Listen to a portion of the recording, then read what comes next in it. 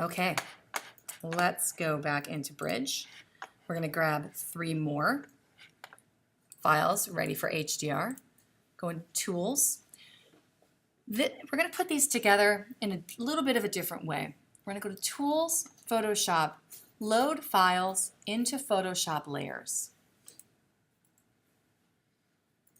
And it's going to make one file with each of those layers. I'm going to show you how to put these together in a composite way. All right, so we have the underexposed, the medium exposure, and the the overexposed, the medium, and the underexposed. So this one has the front that I like. This one has this really big, beautiful, deep sky.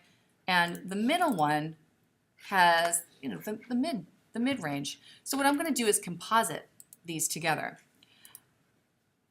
On this layer, I like the foreground.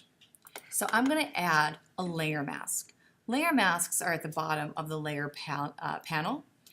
I have had people tell me they look like the flag of Japan and a front-loading washer. So it's easier to remember. Go down to the bottom of the layer panel and add the flag of Japan, front-loading washer, or layer mask. And what that does is gives you another thumbnail on that layer. You now have the pixel thumbnail and you have the layer thumbnail. So, I'm sorry, the pixel thumbnail and the layer mask thumbnail. I'm going to grab the brush tool, shortcut is B, make sure that my foreground and background are black and white. I can do that, so if for some reason one is red, or in this case, you can see the red, I can hit D, and that will set it for default. Notice how when I'm on the layer mask, that red went gray, because layer masks only black, white, and grays. Okay. Now I do not want this to be gray, I want this to be black and white, so I'm going to hit D as for default, B for brush, and I need to be able to toggle these back and forth quickly without going over to this little double arrowed guy. So I'm going to hit X, and that switches the foreground and background very quickly. I've got the brush. Next to the letter P, as in panda, on the keyboard, there are brackets, and these brackets increase and decrease the size of my brush. I'm going to take down the opacity of my brush a little bit. That's in the option bar to 80%. And then, with black in the foreground, I'm going to start masking. Now you'll notice it's going about it all backwards. Instead of bringing that forward, I'm actually hiding it. In this case, the black is hiding what I want to show, and the white is revealing. So I'm going to use the history panel and go back up. This is a way of working that depends on how you like to work. There's 2 kinds of way to make sculpture. One is that you have like the Michelangelo, where you have like the big lump of stone and you find the figure in it. The other is where you add to it. So I like to work with this mask inverted. So then when I paint with the white in front, it shows what I want to see.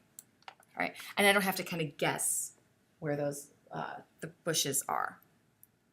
Okay. Now I think that may be a little too far, so I'm going to grab the history panel and take down the opacity of the brush even more to 50%. And you'll notice when I paint, it just brings in a little bit of the detail, and it appears gray on the layer mask. That's because it is hiding and revealing at a 50%, because that's how we change the brush opacity. Okay. So now that is bringing in the brushes from the top. Right. Now, if I want to add, let's see, the sky from the bottom one, I'm going to move that up to the very top. And all I want is the sky. So I'm going to add a layer mask, invert it by double clicking here and hitting invert or Command or Control I. We had a little bit of movement. I'm not sure that's going to work against us too bad. I like the opacity low, maybe 45. Okay, now, because there is a little bit of movement, what we're seeing is that movement in these buildings. So let's make that brush 100%.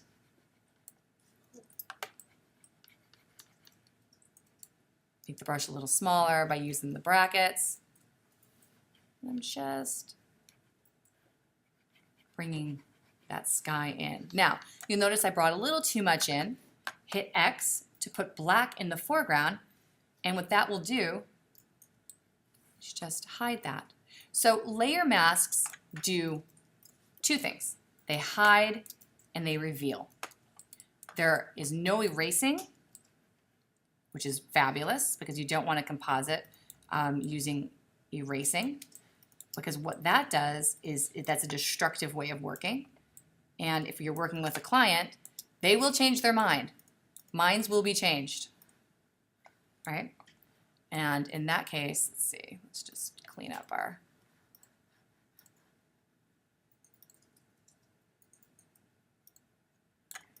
So what's happening is that just that little bit, just that, I'm fighting with that little bit by going back and forth. Okay, so I see what I need. That building is okay. What I need is to hit X and put black. Bring that back. But then that is also going to require me to mask this out. Do you see what's happening? And maybe why that's a little frustrating? So we just want to edit our sky. Just want to edit our sky. So we should have a pretty, the mask should look pretty, see, starting to look a little more geometric. Because when I made it at first, it bled all over. Okay.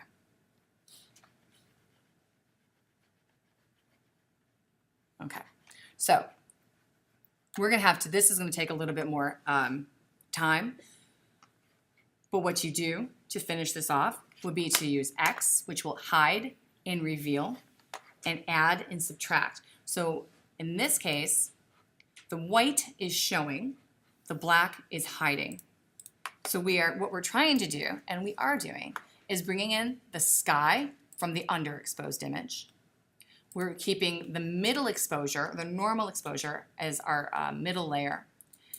I'm sorry, that's the overexposed, and then we have our middle exposure here. So we can rename these if we want to, just by double clicking on them and just call it over, and double click on this one and call it under. So we've got our under, over, and middle exposure. So if you're bracketing, that's what we see.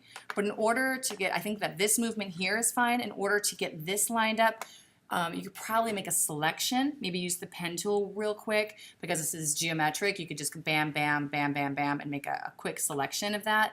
And then that would kind of keep it clean. But this is just to introduce that idea, okay? So make sure that not the first thumbnail, the layer thumbnail, but the second thumbnail is selected. Zoom in, Command plus. Also, you would probably want to bring the hardness up a little bit.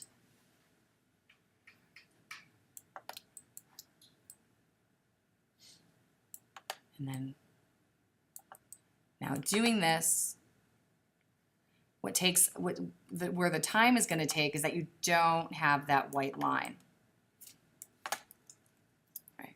But you can absolutely edit it so it's pretty perfect.